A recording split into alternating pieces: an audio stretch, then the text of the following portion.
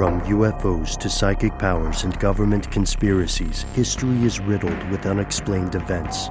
You can turn back now or learn the stuff they don't want you to know. A production of iHeartRadio.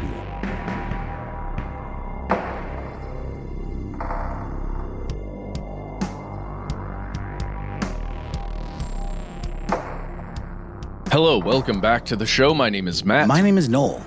They call me Ben. We're joined, as always, with our super producer, Dylan the Tennessee Pal Fagan. Most importantly, you are you. You are here. That makes this the stuff they don't want you to know.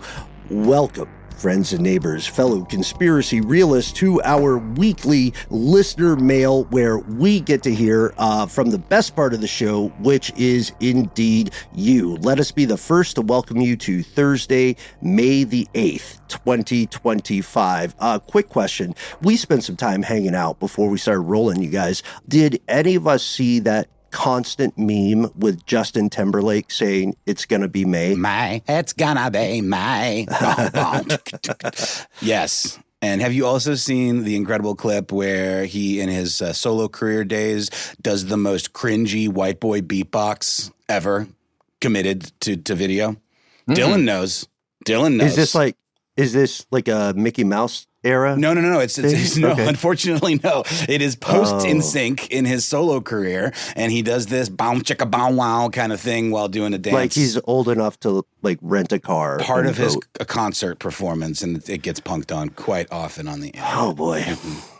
Well, it's tough to work in entertainment, as you guys know. That's true. That is true. It has its moments. Yeah. I've been listening to a lot of the Lonely Island Seth Meyers podcast, and they talk about Justin a lot because of his involvement in the shorts and stuff. He's very funny. I gotta say, he's very good.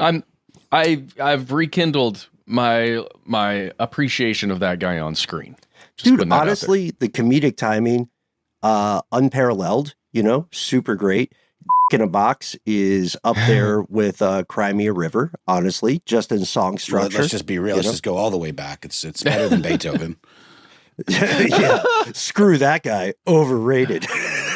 Also went deaf. Beethoven. True story. That's true. Sorry, just really quickly, I saw an incredible video. I hope this is true. I am just reporting this, having seen it and reporting it as though it were true. But apparently Beethoven, when he went deaf, he had a device that essentially was connected to the body of the piano that he put in his mouth. And it vibrated through his skull and essentially bypassed his actual ears and reached his inner ears directly. So he was able to more or less approximate hearing. I thought that was pretty incredible and innovative. That's a technology we used to use back in the day, right? Because vibration is sound, right? And this is an excellent setup for some of the things we're going to discuss this evening. We are going to maybe talk a little bit about Melungeons. We're definitely going to follow up on how to steal a ton of meat, or tons of meat. And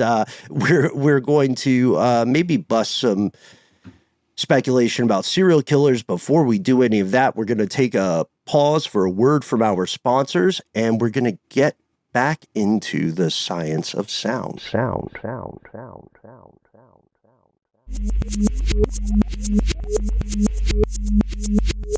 And we have returned. And I think I'm going to start off today, thanks guys, with a topic that is near and dear to all of us and very much to me. Anything music related, music history related, and music technology related, and also satanic panic related. We've talked a bit recently about the idea of backwards masking, of hiding messages, subliminal messages in popular music, or, just any recording in general. In fact, we talked a little bit about that in a segment with Justin Richmond as part of our live show that we just published the episode version of just a few weeks ago, talking about different backmasking examples. Are they real? Are they unintentional? Is it a coincidence? Or is Judas Priest actually trying to corrupt the youth? So we are hearing today from a friend of ours. I'm just going to call TNH, because they didn't give a nickname and they didn't give explicit permission to use their name. So I think that's respectful there. Two new Howells. There you go. Love that. And this is an individual who writes to us quite frequently and quite intelligently. And we do appreciate hearing from you, TNH, every time that we do. So I'm just going to jump right into TNH's experience as a teenager in the 80s. I'm painfully aware of the satanic panic, but I was a kid who liked to figure things out. Same with all of us. My end thought was that all the backmasking crap was initially nonsensical. People suffering from moral panic, hearing what they were looking for. And later, it just became a joke as bands leaned into it. 100% TNH. We talked a good bit about that with Justin as part of the live show.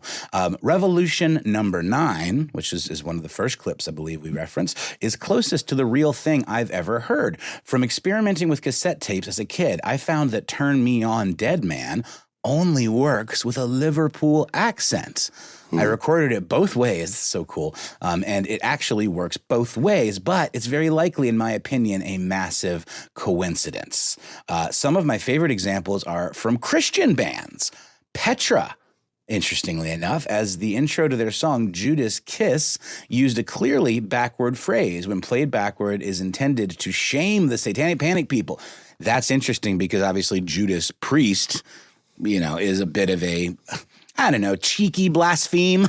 Let's just call it, right? Isn't the idea of a Judas priest being like a sacrilegious priest, guys? Is that maybe where that name comes from? The Judas being the one who betrayed Jesus and a Judas priest being a turncoat member of the clergy, I reckon. It's really good wordplay. It's not bad, yeah. Did Judas not kiss Jesus? He did.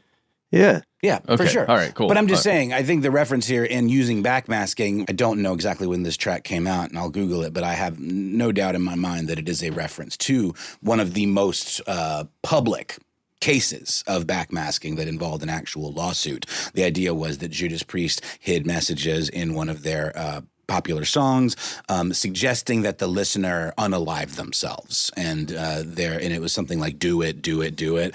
And the case came forward in the UK due to some parents whose child sadly did that very thing. And they believed that it was due to these messages embedded in Judas Priest recordings. It was, however, of course, thrown out of court.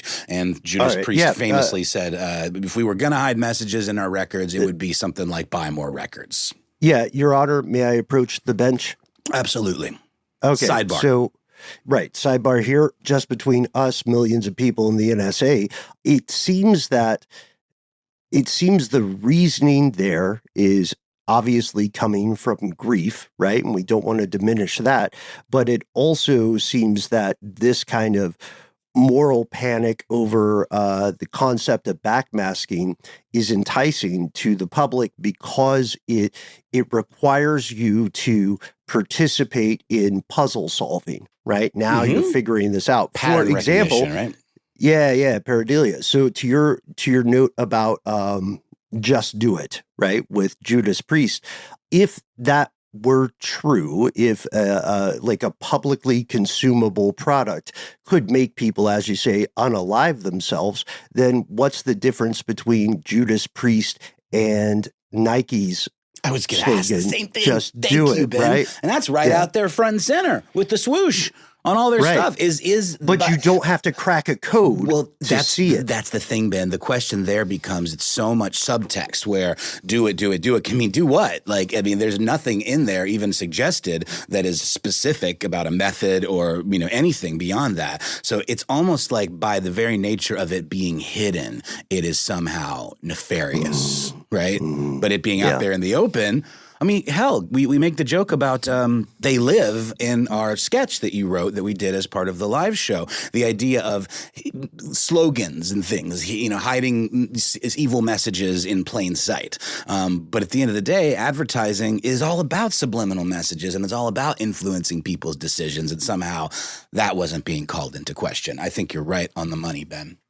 Oh, also credit where due. Let us not forget that sketch is the ideation of our own Mr. Matt Frederick. Yeah, it was. Yeah, and it was a lovely collaboration between the three of us. You wrote this to the text. I did the sound design. Matt pitched the idea that led to a thing that we all made together and did live, and it was really, really fun and rewarding. And I hope everyone enjoyed it. So going on, Judas Kiss, and I did look it up. It was 83. So if I'm not mistaken, it was right there in this whole time frame. Judas Kiss used a clearly backward phrase when played backwards is intended to shame the satanic panic people. It says, "Why are you looking for the devil when you ought to be looking for the Lord?" That is fascinating. And when I initially read this, I thought, it being a Christian band, that they maybe were somehow on the Christian bandwagon of this being a real thing. But no, they are wagging the finger a little bit coyly at the folks that were promoting these ideas in terms of them being a thing and bringing them, forward and causing this panic. Why are you looking for the devil? People kind of trying to find the devil in anything is usually a big tenet of witch hunt type panics. For example, the Salem witch trials. That was about people seeing the devil in everything when you ought to be looking for the Lord.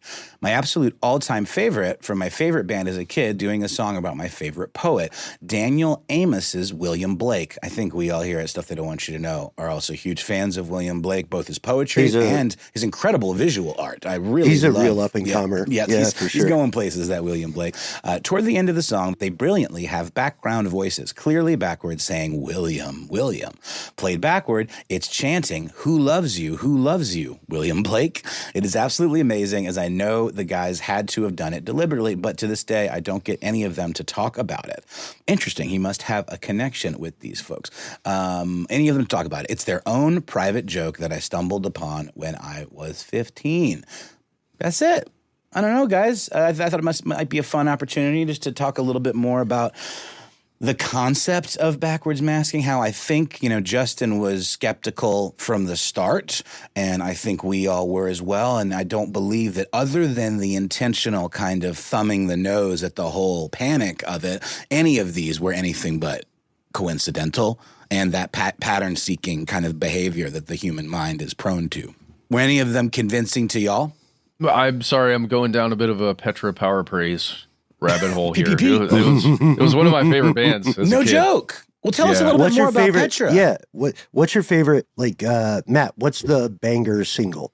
Well, that's the thing. I don't even remember. I had their CDs. I would listen to them. I cannot remember their music. So they were like a heavy metal band that was cool with the Christian church. So they were almost like an alternative. You remember the emotional connection or that time in your past?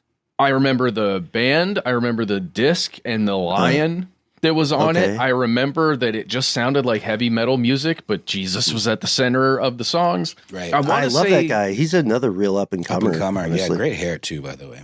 Serious I want to say that's propaganda. I want to say they did a cover of "My God Is an Awesome God," but I don't think it's that one. That's one of my favorite Christian jams.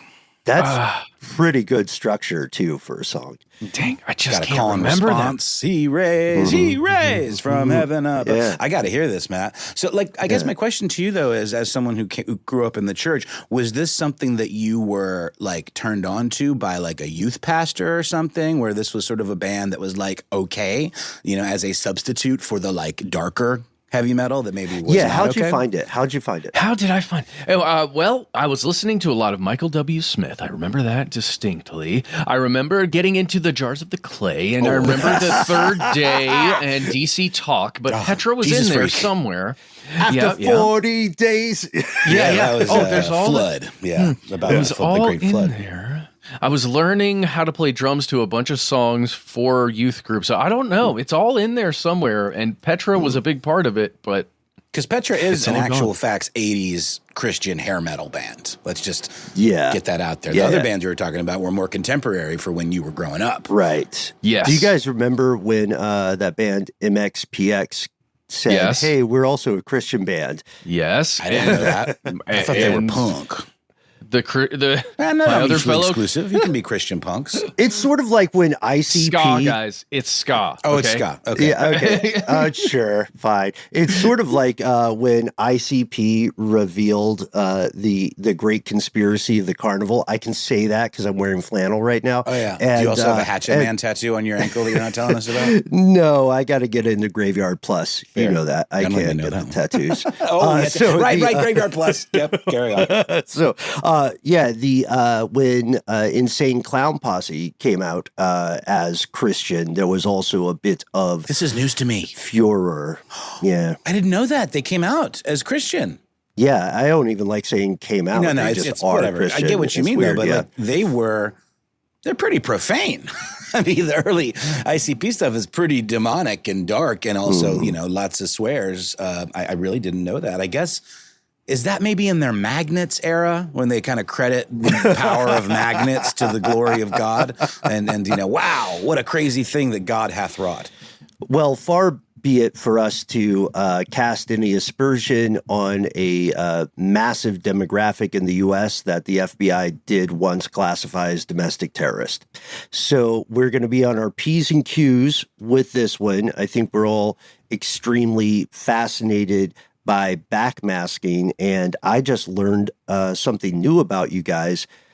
You guys listen to music forward. I've only listened to it backwards. I'm very confused. Ben, I know you're teasing, and there's the thing about this, though, that I think came up. Maybe we talked about it more in the lead up to the show, and we maybe didn't make it in.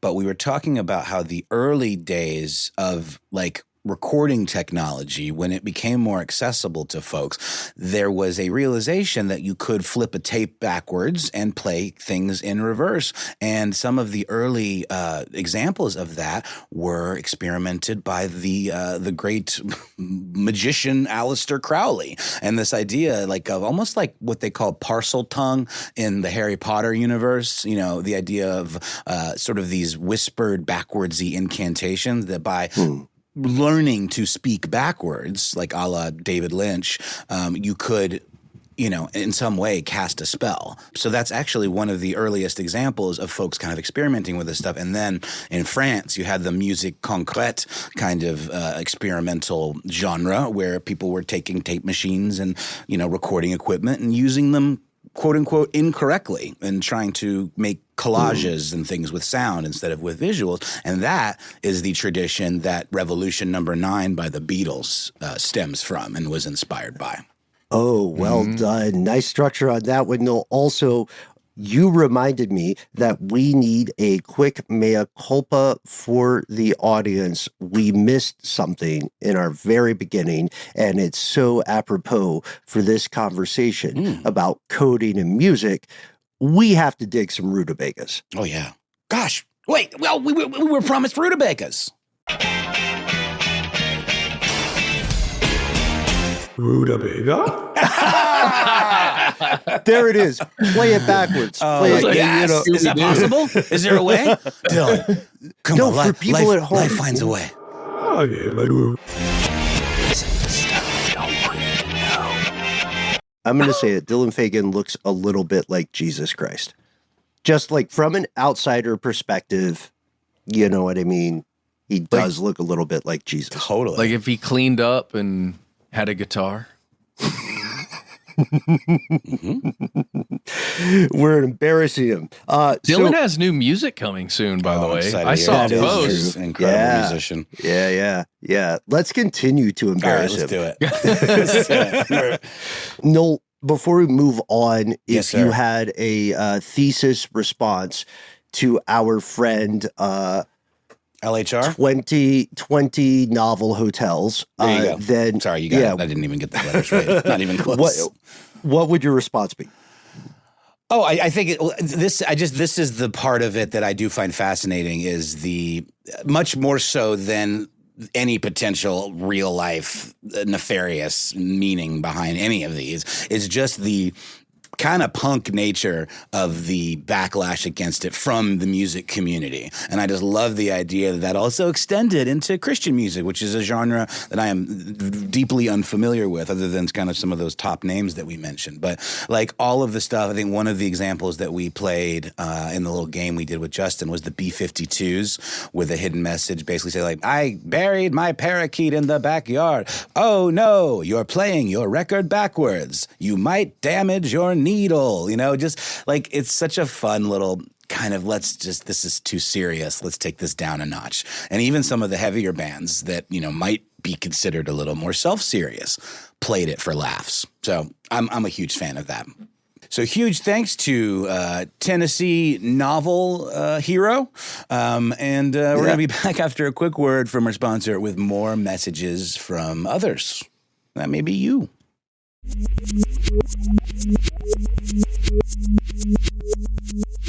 And we've returned, guys. And guess what?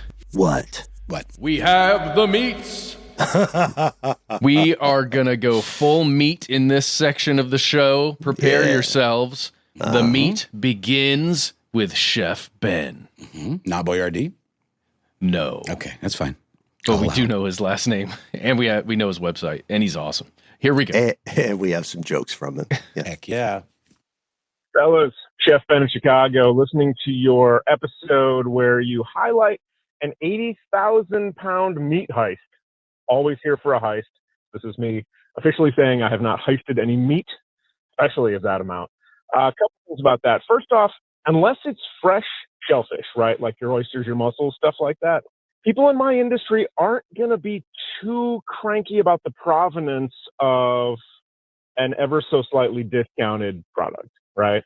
You're running a barbecue place and somebody comes up to you and is like, hey, got a bunch of brisket, and I know you're paying $14 a pound for your brisket. I'll let you have this for $12 a pound. People in my industry aren't going to ask too many questions, right? However, I would like to say, because that's kind of a haphazard way to do it. Like, you don't steal 80,000 pounds of meat and then say, what do I do next, right? In Chicago, we've got a thing where everybody's got a guy, right? You need to get your fryer fixed. You need a new condenser for a walk-in cooler. You need a dishwasher just for 3 days. You got a guy. You got a guy for everything. So let's say everybody in town knows you as the meat guy. They are presuming that you made the meat or you sourced it in such a way that it's totally cool. But if you've stolen all that meat, the people you're selling it to, they don't know and they don't care. The people in my industry, they don't care. So I would say that somebody who steals 80,000 pounds of meat is a known quantity, is a known person to all the people they're going to sell to. Barbecue restaurants, burger restaurants, butcher shops, that sort of thing. So what you're looking for, and this is organized crime. This isn't just like somebody left a truck idling in a parking lot. I'm going to steal this truck full of meat. This is a hit. And this is somebody's livelihood, and it's not the first time they've done it. As always, feel free to use this on your lovely, lovely show, and I will continue to listen. Now that I drive a lot more, guys, it's the four of us driving all over Chicago. Appreciate that you're along for the ride. Thanks so much. Yay! We love Chicago. Heck yeah. Thanks, Chef Ben. Chef Ben. I love Chef Ben, and hope you enjoyed the joke we cracked in commiseration with you earlier, dude. Also, clearly, Matt, Noel, I am biased. I have a very strong pro Ben bias on things, but understandably. But this chef is.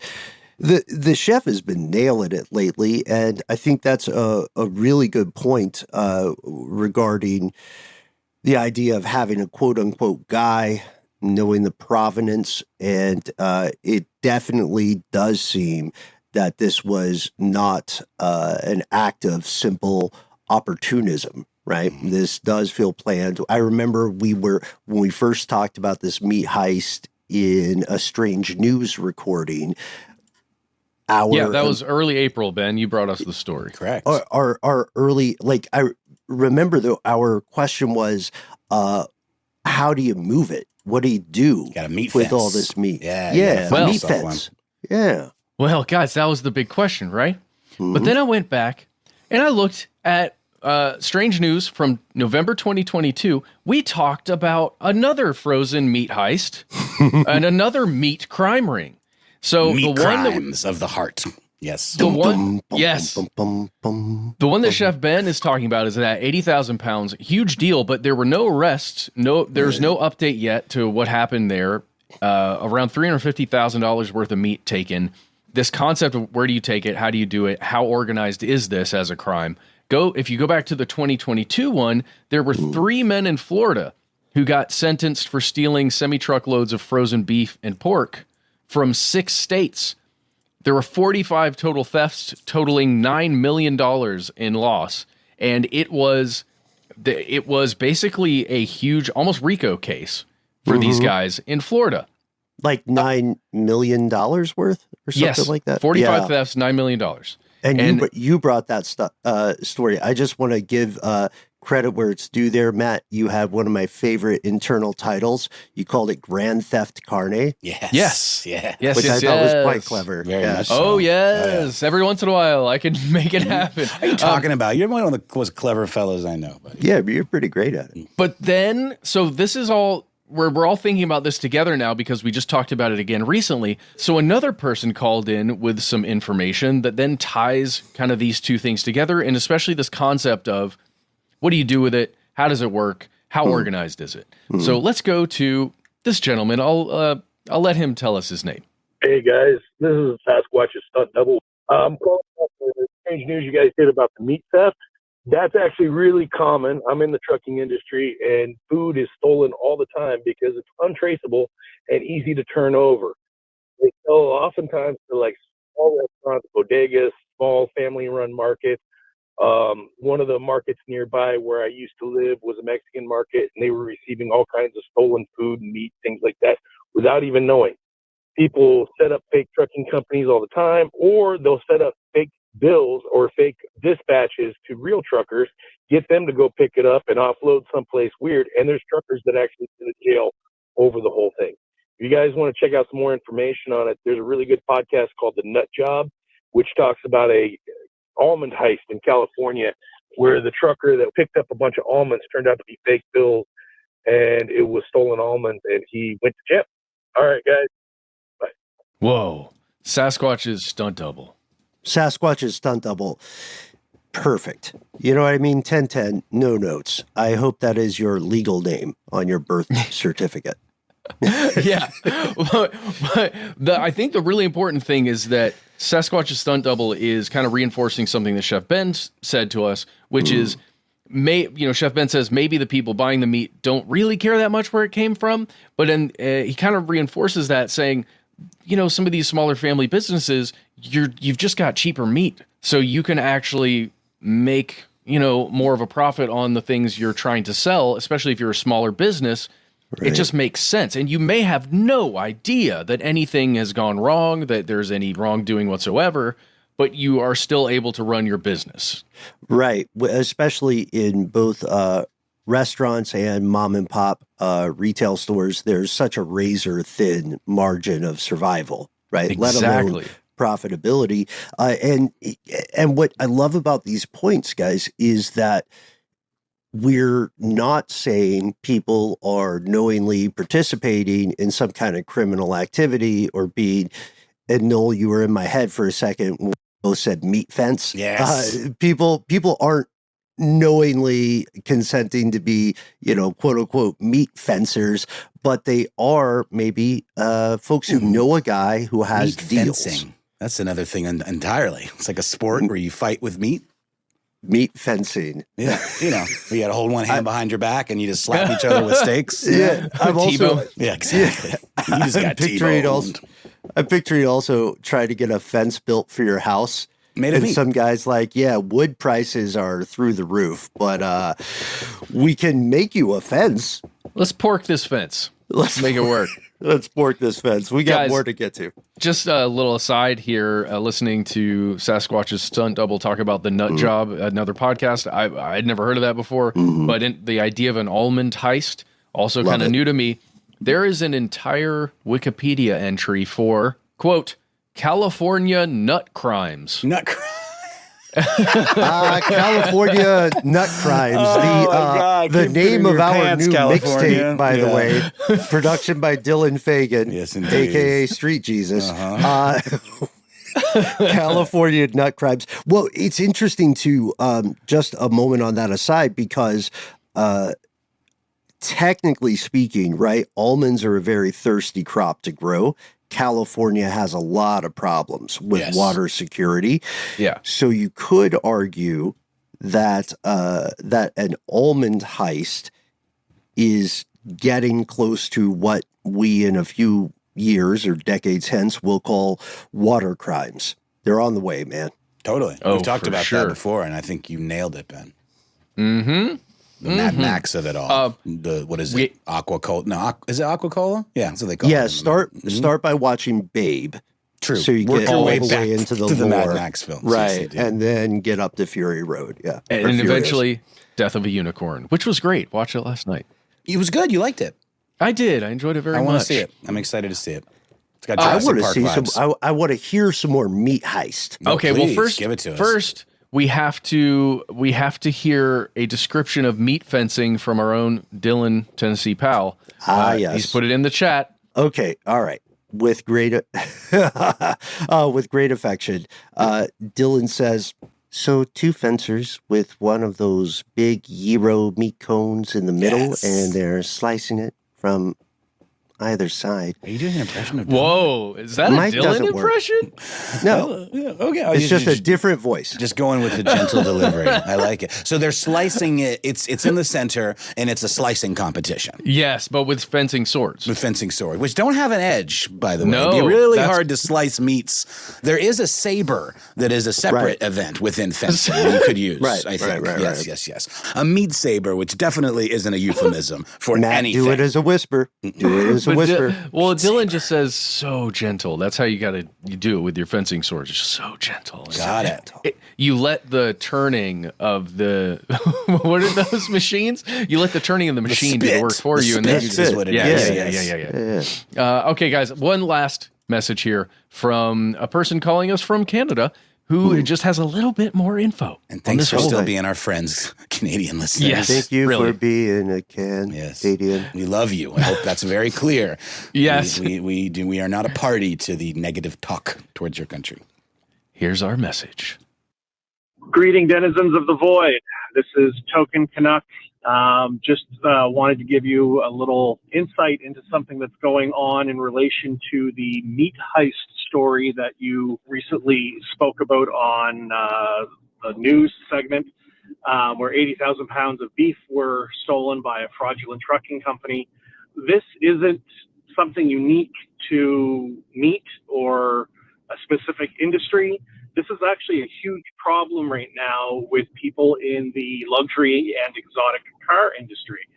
Someone will purchase a car from a reputable dealership, new or used. You know, they need to have it shipped to them. They may be across the country. They may be a couple states away.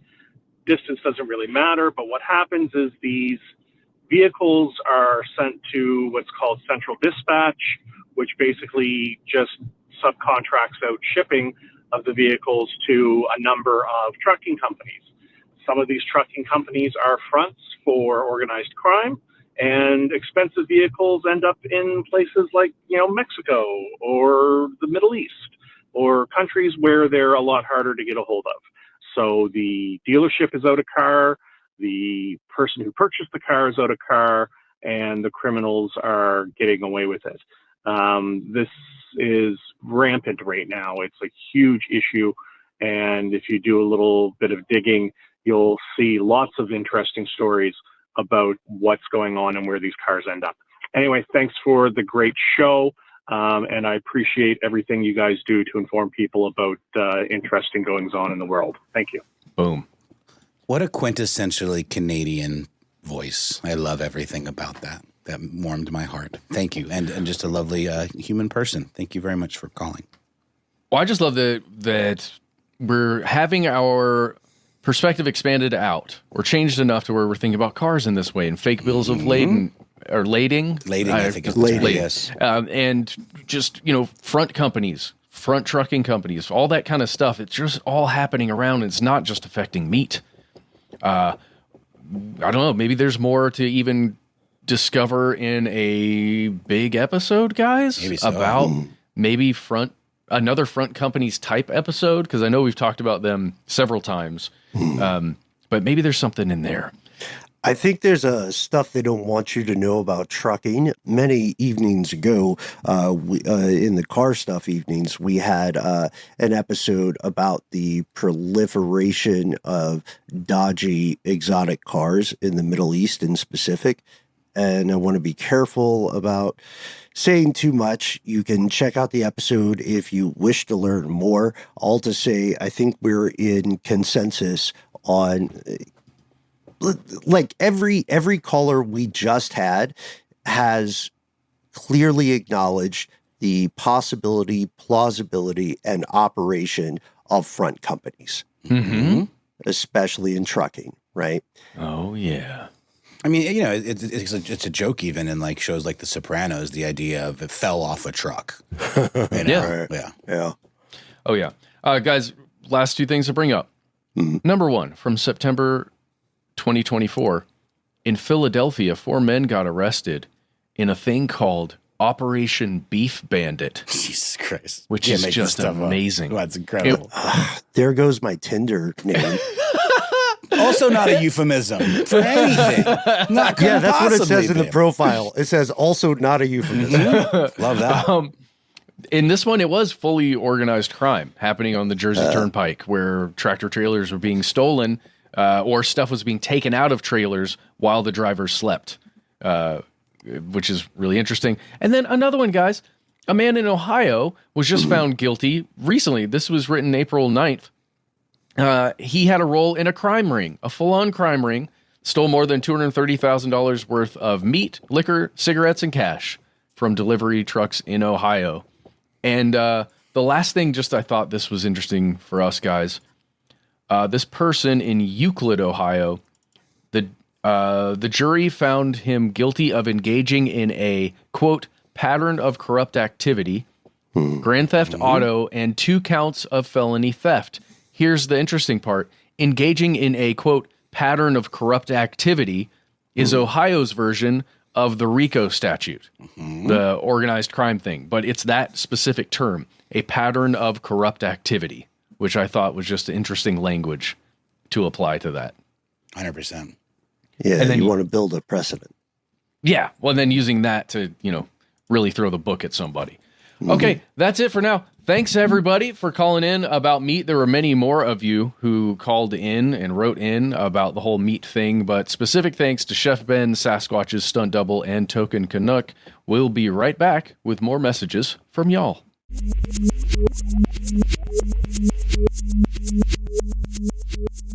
And we have returned.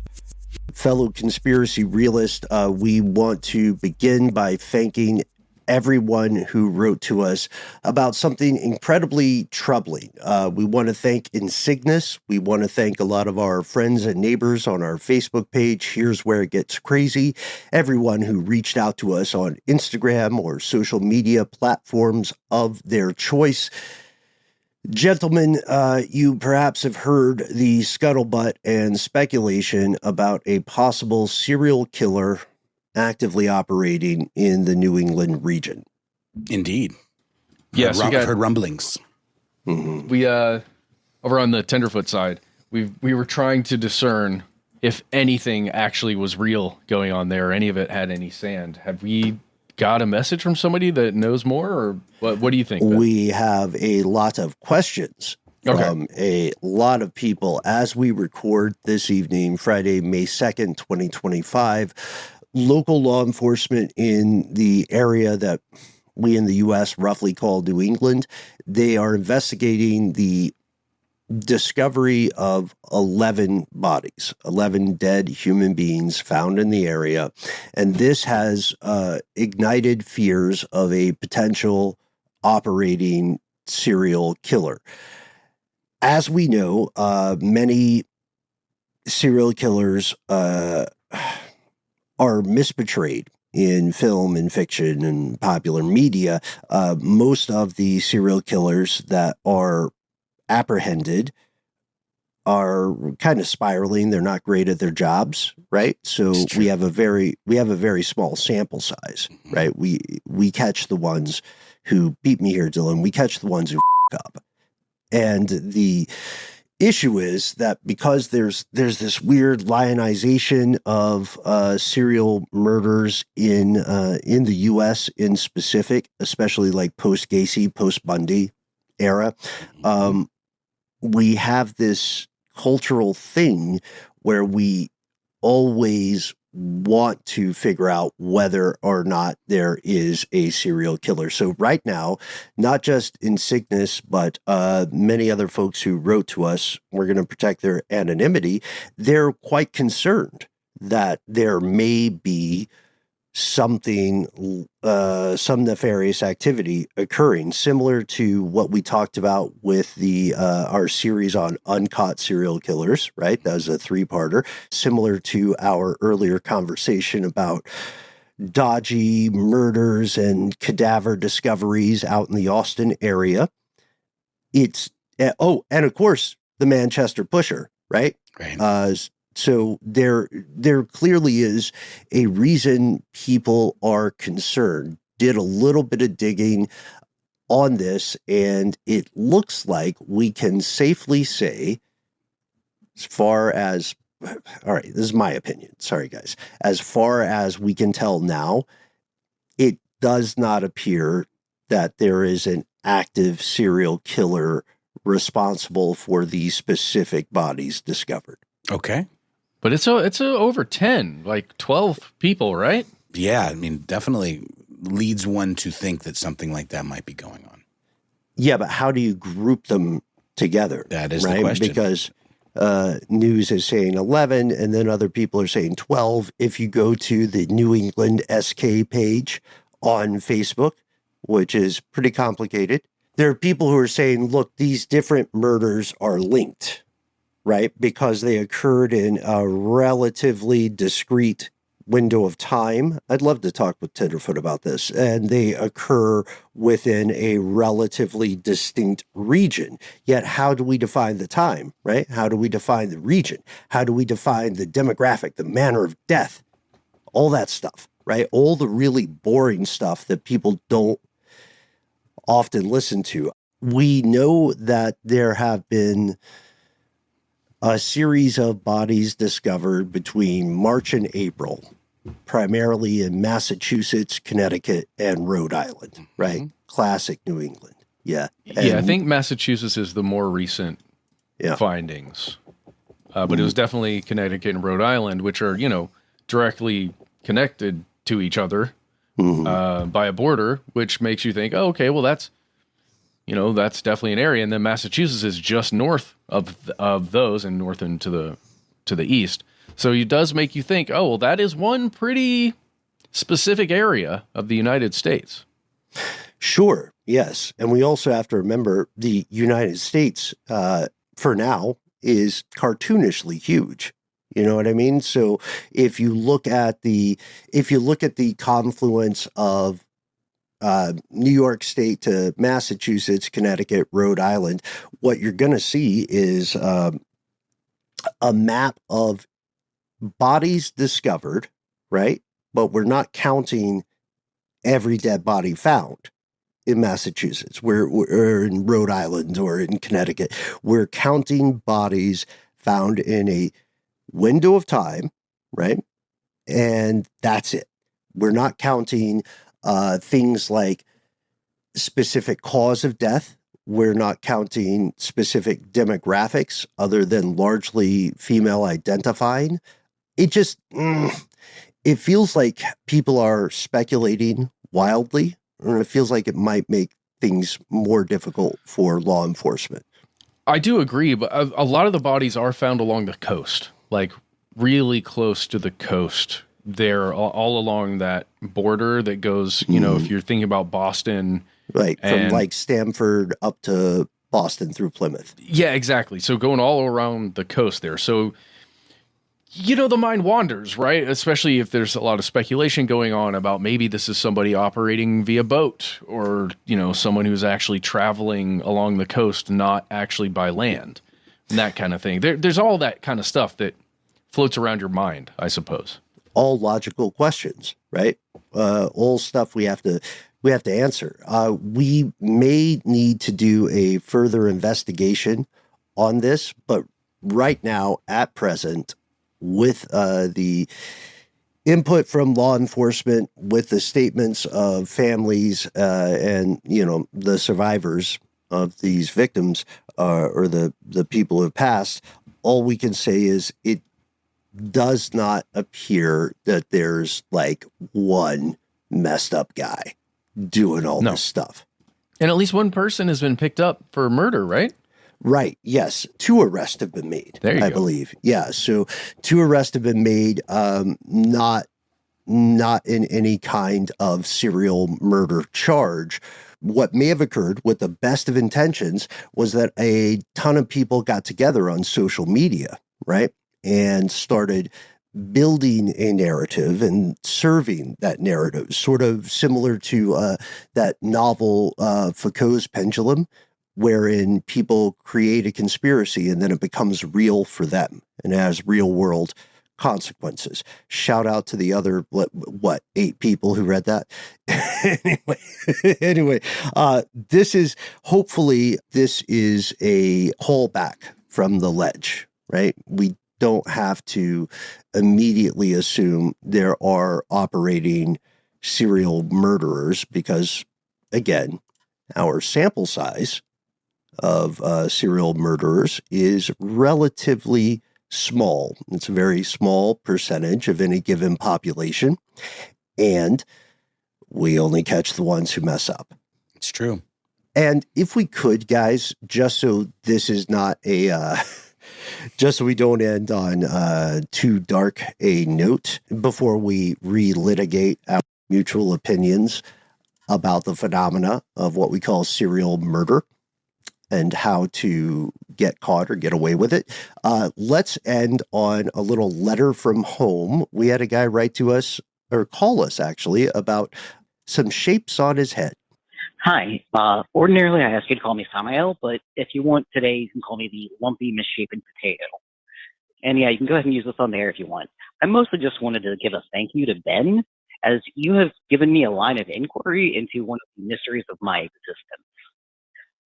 The other day, when you mentioned phrenology and the Melungeon people, that gave me a line of inquiry into why my head is shaped so weird. When Ben mentioned the lump that apparently Melungeon people have, because my head is shaped kind of weird like that.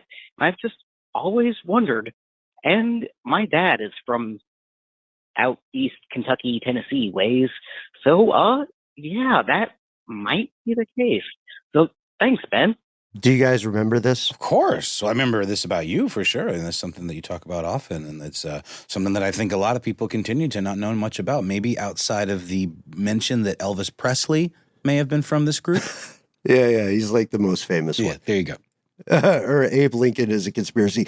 So the reason we're doing this letter from home, and thank you so much, Samael, is this gives us an excuse to conduct an experiment together. Folks, it's one we've done previously, but we guarantee you it might rock your world. It'll at least technically shake your head. So if we could all, if you're not driving, if you're in a safe place, take your hand, whatever your dominant hand may be, okay, and then place it right behind, right where your, find where your spine hits your cranium, and then go a little bit up, right? And then give yourself a little rub. Feel the topology. I have a little bit of an indentation, that's for sure. You got an indentation? It's going in? Slightly, yeah. Is that bad? What if there's a bump? Well, then welcome to the tribe, bro. Well, what's a bump if not two things between an indentation? So maybe, nice. Maybe I have a bump as well. So the idea here, it goes back to an earlier episode we did. And look, phrenology is wackadoo science. It's racism disguised as science. It was used to victimize a lot of what we would call triracial isolates, definitely used to victimize a lot of other innocent people along the way. But it is interesting because for everyone who just raised their hand ever so gently and felt that bump, you got to wonder. Right? At least that's the myth we're told. It is sometimes called the Turkish bump. Weirdly enough, I don't think Turkish people call it that. I genuinely don't think people in Turkey care. I just wonder, like, do you guys think there are any, to the earlier point, are there any, like, physical giveaways of a genetic lineage with that level of specificity, or is it just racism? I mean, it's tough, Ben, because there certainly are, certain characteristics that can be seen in folks from different heritages, but the way that it's couched often is absolutely as a slam or as a slur or as some sort of insult. So it's really hard to even talk about that in a level-headed way without potentially triggering that kind of thinking. I don't know. Well said. Yeah, well put. And we know this is deep water. We know this can always be touchy for folks. Part of why we're bringing this up at the end is to let you know about the future. There is a non-zero likelihood that pseudoscience and this kind of prejudice will be further institutionalized by the privatization of your genetic data. Shout out to everybody who's spat in a little tube for 23andMe. We've done ads for them before. We don't have a problem with the company, but we do have to realize there are other factors at play. So I said we were going to end on a good note. I guess we got a little ominous. Sorry, guys. Is that okay? Can we keep this part in, or do we need to cut it? We absolutely should keep it in. I just think it is a difficult thing to talk about sometimes, and perhaps an unnecessary thing to talk about. Unless it is as an exploration, if you are perhaps someone studying like anthropology, for example, right? But then even that information is used negatively by folks to other people, where you look at research perhaps and say, "Oh, this type of bone structure, etc." It's a tough one, man. I'm kind of at a bit of a loss, but I do think it's absolutely a worthy thing to bring up. I hear you. I appreciate that, man. Phrenology was weaponized, it was monetized, and it was used to the detriment of civilization overall. So the question then becomes, what is the future of these kinds of pseudosciences or drawing conclusions? We want to hear from you, folks, in the degree that you are comfortable. Thank you, as always, for tuning in. Big shout out to Potato, of course, Chef Ben, Sasquatch's Stunt Double, Token, Canuck, TNH, and Insignis. Can I just say that we're leaving no pun behind? I couldn't stop thinking of the phrase Insignis and in health. There we go.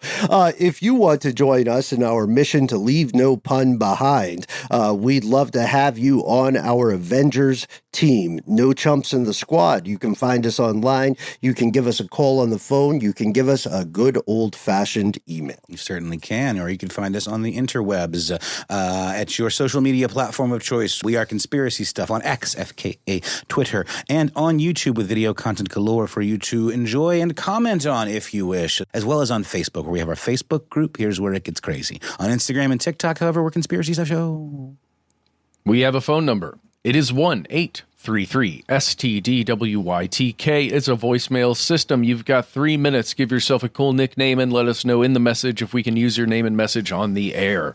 If you don't like contacting us with your voice, why not use your words in written form and send us a good old-fashioned email? We are the entities that read each piece of correspondence we receive. Be well aware, yet unafraid. Sometimes the void writes back. Okay, guys, it's our Hail Berry. Does anybody have a good acronym for TNH? Oh, jeez. You nailed it earlier. It wasn't very good. It was okay. What did I say? Tennessee Novel Hero? That ain't bad. I thought it was good. It's a Dylan reference. All right, send us your acronyms. Conspiracy at iHeartRadio.com.